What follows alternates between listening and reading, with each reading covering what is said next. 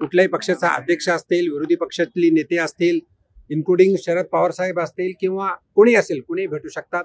म्हणून जोपर्यंत त्या भेटीमध्ये काय झालं, चर्चा काय झाली, जोपर्यंत कळत नाही त्याबद्दल काही प्रतिक्रिया देता येत नाही. पण सध्या तरी महायुती पक्की आहे आणि महायुतीच्या माध्यमातून आम्ही महाराष्ट्रामध्ये जिंकलो.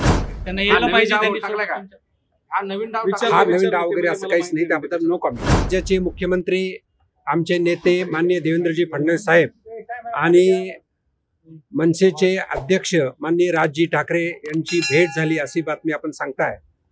आता कशासाठी भेट झाली नेमकं काही सांगता येणार नाहीये, कारण माननीय देवेंद्रजी फडणवीस साहेब हे मुख्यमंत्री आहेत आणि नॅचरली मुख्यमंत्री असल्यामुळे कुठल्याही पक्षाचा अध्यक्ष असतील, विरोधी पक्षातली नेते असतील, इन्क्लुडिंग शरद पवार साहेब असतील किंवा कोणी असेल, कोणी भेटू शकतात. म्हणून जोपर्यंत त्या भेटीमध्ये काय झालं, चर्चा काय झाली, जोपर्यंत कळत नाही त्याबद्दल काही प्रतिक्रिया देता येत नाही. राज ठाकरे उद्धव ठाकरे येणार ही चर्चा केली, त्याच्यावर हा परिणाम होऊ शकतो. चर्चामध्ये त्यांची दोघं मनोमिलन झालं नाही झालं हे त्या दोघांनाच माहीत आहे. ज्या प्रिंट मीडिया असेल, इलेक्ट्रॉनिक मीडिया असेल, त्या बातम्या आहेत. त्या बातम्यातून नेमकं काय बाहेर येणार त्याच्यातलं आताच काही निर्णय होऊ शकत नाही.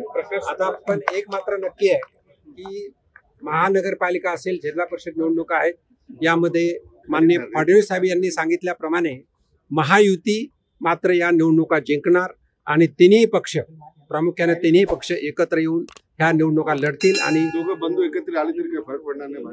ते पडेल न पडेल आताच काही सांगत नाही, कारण आल्यानंतर यावर्षी आपण चर्चा करता येईल. पण सध्या तरी महायुती पक्की आहे आणि महायुतीच्या माध्यमातून आम्ही महाराष्ट्रामध्ये जिंकलो. त्याबद्दल मी काहीच कॉमेंट करू शकत नाही, कारण माननीय फडणवीस साहेब हे नेते आहेत. आमचे प्रदेशाध्यक्ष माननीय बावनकुळे साहेब असतील, कार्यकारी अध्यक्ष रवींद्र चव्हाण साहेब असतील, तो निर्णय घेईल. हा नवीन डाव वगैरे असं काहीच नाही.